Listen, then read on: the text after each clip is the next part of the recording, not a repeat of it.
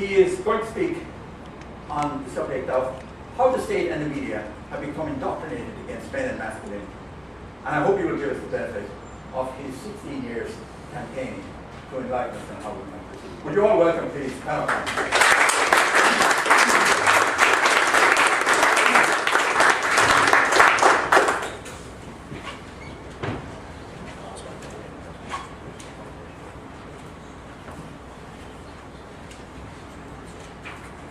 Good morning, everyone. Make sure you can hear me okay. Is that right at the back? Good. Thank you, David. I think David Walsh did an amazing job. I think he deserves a round of applause for his hard efforts and work.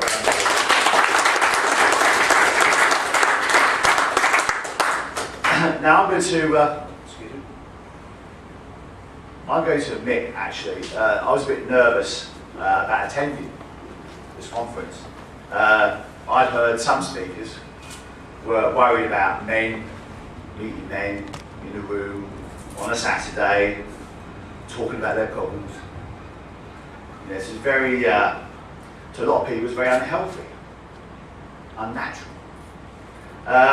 We're not supposed to be doing this. And I was wondering, I said to my wife who's here with me today, she said, am I allowed to speak about my problems without sort of about being sort of collared or leashed or having Germaine Greer chaperoning me around the room, because we might be too masculine, we might be just too focused on our own problems. And I was pleased actually when I came in, James Bean at the back there was doing security, and I actually even tested positive for traces of testosterone.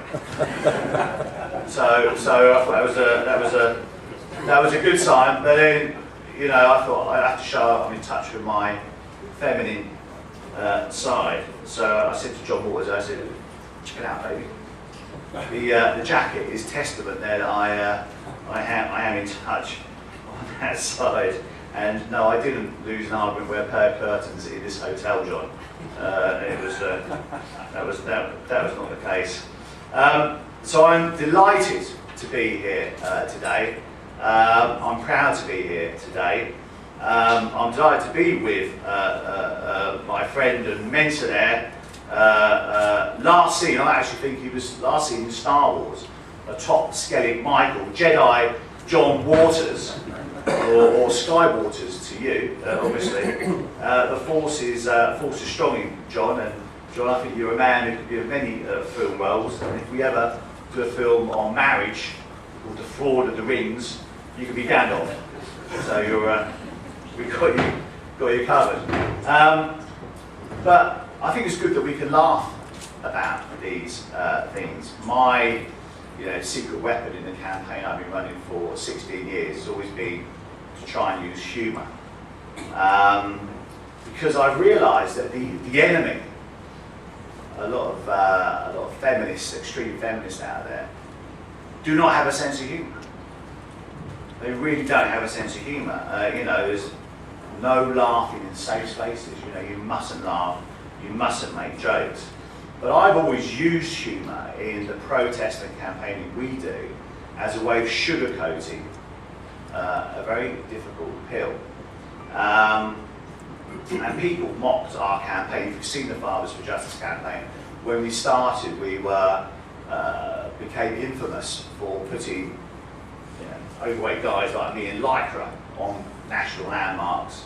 We did Buckingham Palace, we did most famous landmarks in the UK.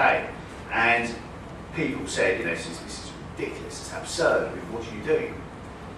And you kind of go, well, actually, in a country where, in the UK, where there's 4 million children living in fatherless homes, what is more absurd than that? And we used humour to take on the judiciary, we used humour to take on the state, we used satire, we used subversion, we used fancy dress shops, we used ladders. And people say, well, Matt, why do it this way?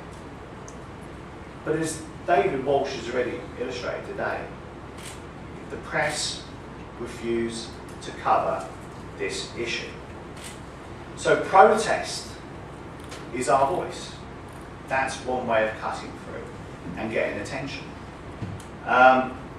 Because the struggle for equality now is more difficult and more challenging than it has ever been. It is no exaggeration, in my view, to say we are at war. There is an unprecedented war on men, particularly in the current hysterical climate. It is vicious, it is unrelenting. The enemy is in complete control of the system.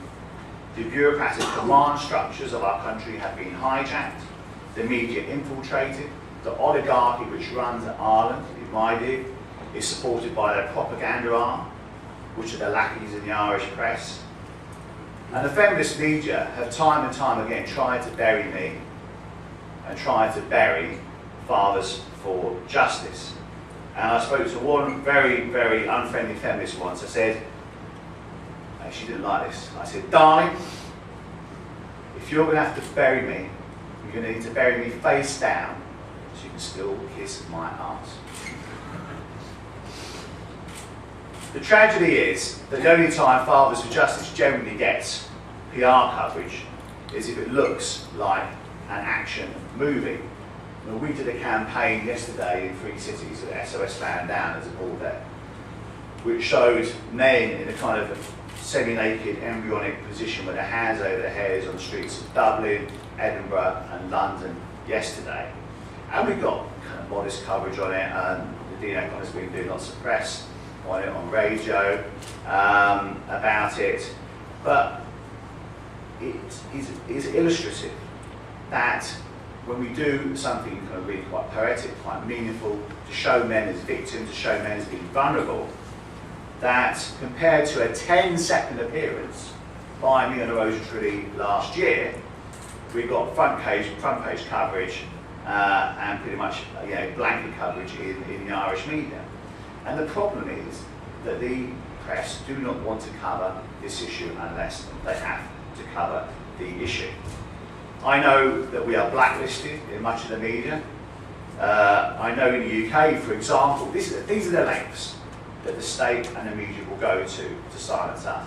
In 2006, I had it was January, I think it was a Monday or Tuesday night, I had a call from Michael Cricket Newsnight at 10:30 at night saying, Matt, you're on the front cover of The Sun. I go, fucking hell, Mike, what sort of time is it, Thursday? And secondly, what are you on about? No idea what you're on about. He says, you're on the front cover of The Sun newspaper. He said, switch on ITV News. So I switched on the news, and there was this full-page cover saying we were plotting to kidnap the Tony Blair's son, Leo Blair. It was a kidnapping plot. Now, normally, if there's a press story, they will come to you at 5 o'clock, 6 o'clock in the evening latest and give you the opportunity of responding. Well, we knew nothing about this story. Completely out of the blue.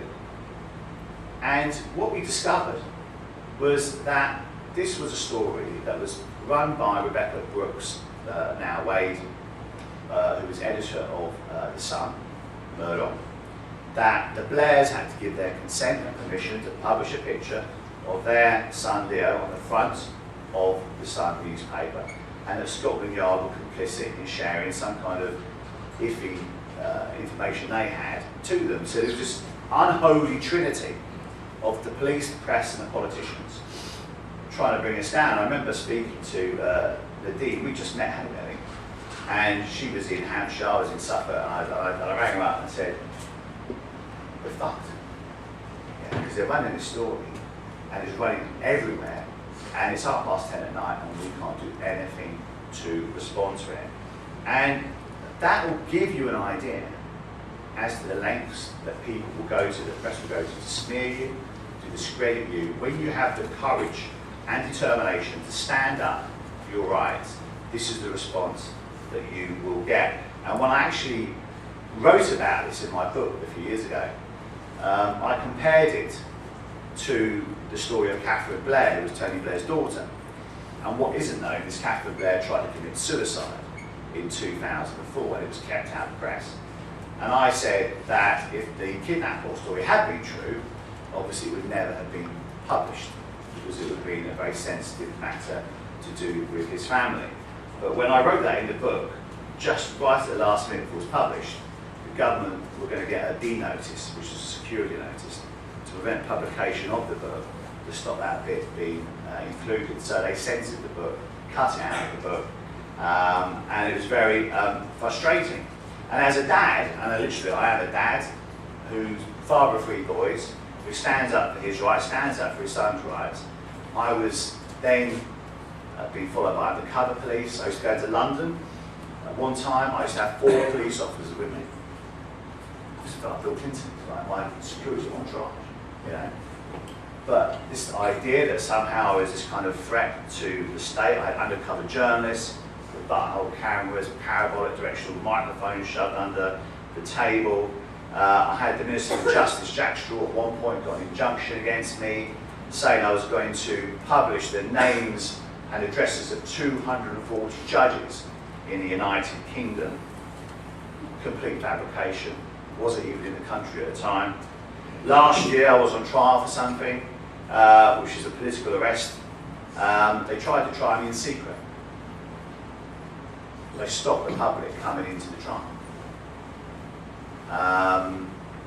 Under very, very spurious grounds. So we ended up going to the High Court, sort of judicial review, and had that action overturned. My son, who's here at the back, Archie, and my family have been targeted.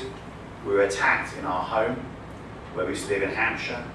A Tory MP had brought a man to our home and sat outside our house while we were attacked inside it. No charges were ever brought, and police covered up the involvement. We had hate mail, our car was smashed up, anti-Irish death threats.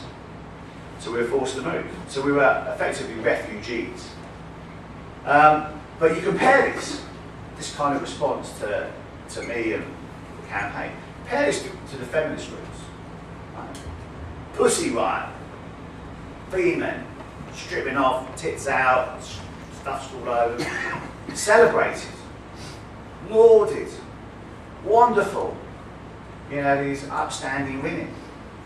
But when we do it, we're ridiculed, we're mocked, and we are denigrated. Now, we've been doing a lot of work in Ireland over the last few years, and I used to think the British justice system was bad. Yeah, it was pretty bad. This is a whole new level. This is like the Wild West over here.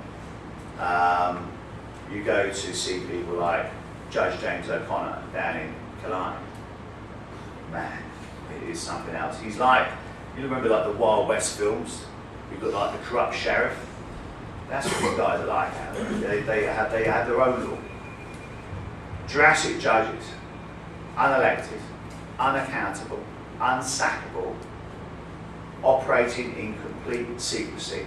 There isn't even a complaints procedure in this country. I wrote to the Justice Minister about it, and she said, no, we are looking into introducing a complaints procedure. But why have you not got a complaints procedure about judges? These courts are prehistoric. They're Kafkaesque. And then we have, in Ireland, the spectacle of these so-called human rights organisations. And me and John, we had a very lovely meeting recently, tea and jammy dodgers with the lovely, lovely, lovely people at the Irish Human Rights and Equality Commission that promotes human rights for everybody, apart from you, apart from men. We even saw, because me and John like going to see these people, don't we? We've got nothing better to do.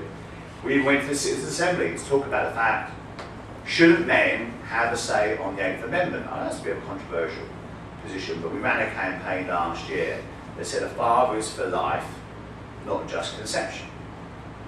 That if you are liable for a child when a child is born, and if you're involved in the bit of procreation, the last time I did biology, it's been a while, but last time I used to create a child, there was a man and woman involved in the whole kind of process.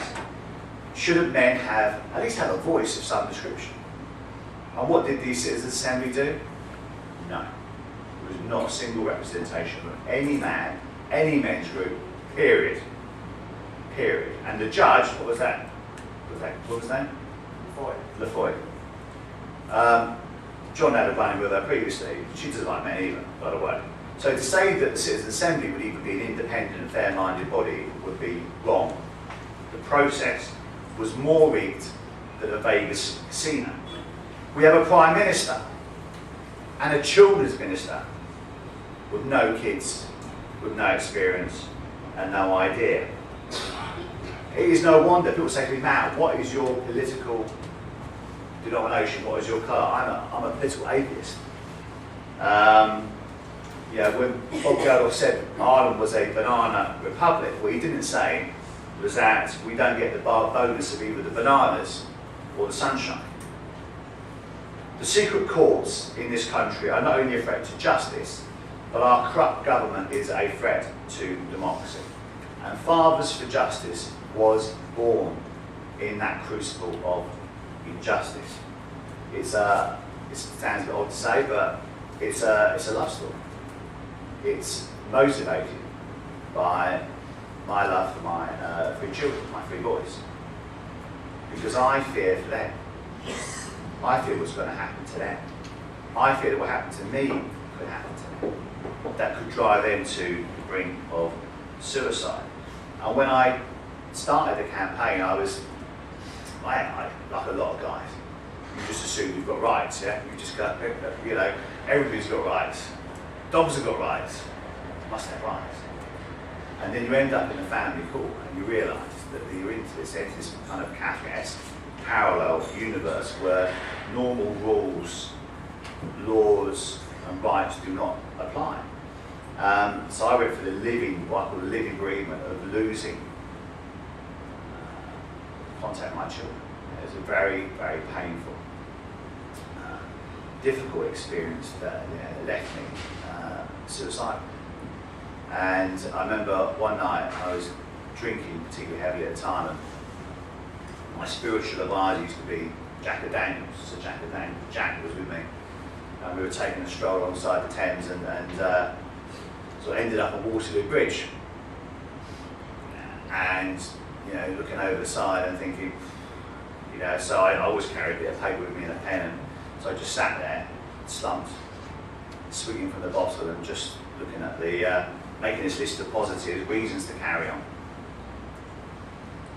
and reasons not to carry on. And the reasons to carry on was very short. It was just 2 names, which are my son's names, Daniel and Alexander. And I went back to court, and I felt like I was being buried alive, crushed, suffocated. And I went into court one day and I said to the judge, I'm done. I cannot continue on this hamster wheel of misery. And I said to her verbatim, I will quit out of a fucking job if it's the last thing I do on God's earth. I turned and I walked out of the court. And within 2 weeks of that, my children were up staying with me. And when I started the campaign, I was blessed because I had the benefit of running a campaign that was, I wasn't emotionally compromised at that stage. My case had been resolved. I carried the scars, and I spoke to a guy who was involved at the beginning of the campaign. You heard of Bob Geldof, who swears slightly more than me. And fuck, Mark, fucking cunt, fuck all this. And I was like, he says, we need somebody like you to kind of, bit stupid, big gob, take on the campaign, likes running into brick walls every morning. You are the man. I said, thanks, Bob. I think there's a compliment in there somewhere. He said, but I'll sort of fucking her out. I said, Bob, I've seen a hairdresser in the last 20 fucking years. Excuse my French. So without that determination, I wouldn't be here. And the plus for me was I met my wife, we had our son. In fact, all of us are heading down to Steam in Kerry for Christmas for our kind of annual pilgrimage. But as the feminists say, I just want to say to you guys today, that personal is political. And masculinity today, I would put it in stronger terms than David had. I think it's facing an existential crisis. The war on men is not just a manhunt, it is a witch hunt. And do you remember like the Salem witch hunts they used to do in America? They used to point a finger at somebody and say, you're guilty. Yeah? But these days, it's now the witches are doing the hunting. And feminism, which to me, 100 years ago, with the suffragettes started off as a kind of very noble concept, I think it's been hijacked by extremists. And the gender pendulum, which has gone from patriarchal to matriarchal. So it's become like a cult, a hate cult. And it's also become the new church. You know? By the way, they burnt the old one down with burning torches and pitchforks, the Catholic Church. But these guys are the new church. These guys are scary. And I find these people genuinely scary. I did a gig at Cambridge University not long ago with Erin Pitsey, who started the work first Women's Refuge. And she had the temerity to say that women could be as violent as men. And she warned me before I did the speech. She said, Matt, whatever you do, don't make jokes, if they don't like jokes. Don't dress up too much, because you'll think, well, you know, I was wearing silver David Bowie high heel boots, and she said, don't wear, I thought, no, I'll be fine, we'll be fine. I went in, my Lord, I thought I was going to find my testicles hanging on a lamppost outside the street the following morning. The speech was stopped, there were people shouting abuse. It was like walking into a flat earthers meeting with a globe. You know, look guys, the world is round. Get out of here. So this is about indoctrination, not education. And like any extreme religion, you know, we have these kind of new draconian rules. You can't wink. Yeah, don't wink at anybody. Right, you're going to get into trouble if you wink. Yeah? Don't go, hi John, be careful when I touch you, don't go like that. No hugging. This is like a fanatical feminist Taliban, like jihadists. It's extreme. And the irony is, where is this leading us to? You know, they're now consuming their own people, the Weinsteins and the Spaceys, who are liberal men, but also consuming their own sons, their own brothers, their own fathers. What we were trying to talk about yesterday is, let's not just talk about it as men. We're all somebody's son, somebody's brother, somebody's father. Do these women do they not have a father to bring them into the world? Do they hate their own father? Do they hate their own sons that much? They want to demonise us. So beneath the macho veneer in Irish society, of the GAA, you know, of lag culture, of TV shows like Love Island, where the men are all sculpted hunks and all the rest of it, just like me. You know, masculinity is diseased and in crisis. History, biology, and feminism has conditioned us to believe in the myth of male power, but the reality is the opposite is true. The men's relationships, men's identities, men's jobs are being blown apart. And if you're an Irish male under the age of 45, the most likely thing to kill you is you. That's 8 men every week. Separated dads, who are the highest risk group, who never get any publicity at all, or highlighted at all by any of the suicide charities or the government. Separated dads are 3 times more likely to die than mothers after separation. These are the same people who have no rights, unmarried fathers with no rights.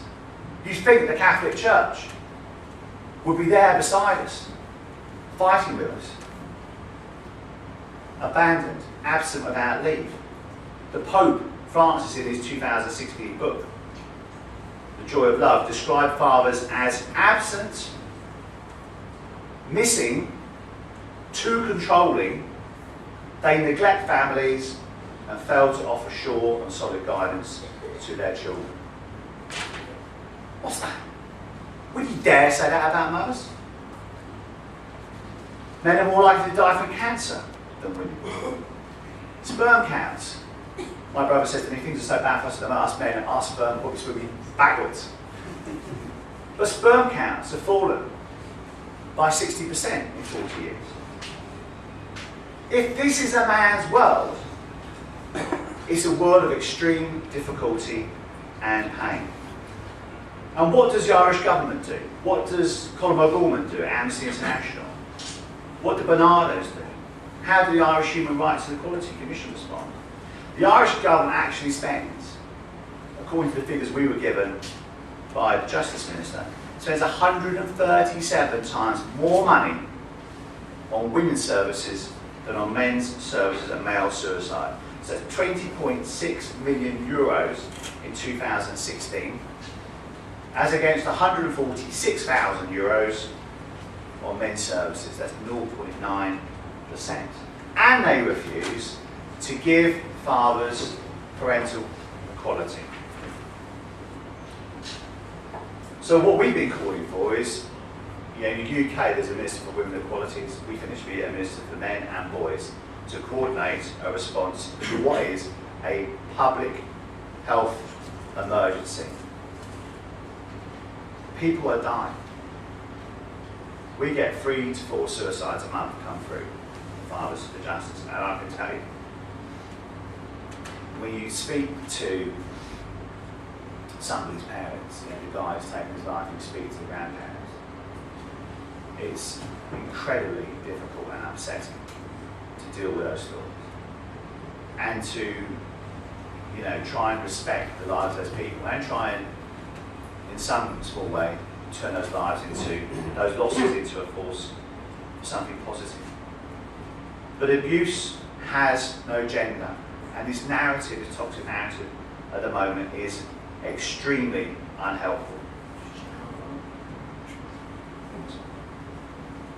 So I want to just conclude by saying a couple of things. Have faith. Me and John were debating about how bad is this situation? Is there hope? Can we move forward? Can we win? And I have faith. I'm going to tell you why I have faith. As Martin Luther King said, the arc of the moral universe is long, but it bends towards justice. Being a man is not a spectator sport. Protest may be our only voice, and as the suffragettes say, deeds not words. Deeds not words. But I see change coming. I see change coming in Sweden, where 40% of all parenting after separation now is shared. 40%. It used to be 8% in 1980.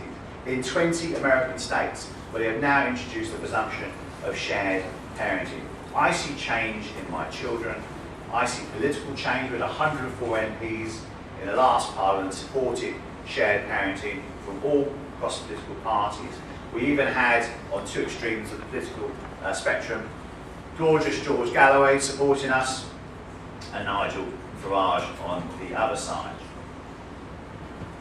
There are people who still want to keep their feminist credentials, I understand that. I think one speaker who was going to be here today, was it Frankie Gaffney, is not here. And it was great. I thought it was an inspired idea by David to replace Frankie with a woman, my wife Dean O'Connor. This is the dictatorship of the prevailing orthodoxy. So I want you to stand up. Back in 1916, the British government called the people in Kerry, at around the time of, say, 1916, fellas in the room, dangerous dreamers. This requires a political solution at a movement. We want to bring fathers, mothers, sisters and brothers together in unity to make a difference to the lives of millions of men and boys. As Thomas Paine once wrote, let there be trouble in my time, so my child may have peace. We do this not because it is an easy battle, but because it is our duty. It is our responsibility to your sons, to your brothers, to your fathers, to your country. We have the power to change this, to send a message, to stand up and say, I am a man and I am proud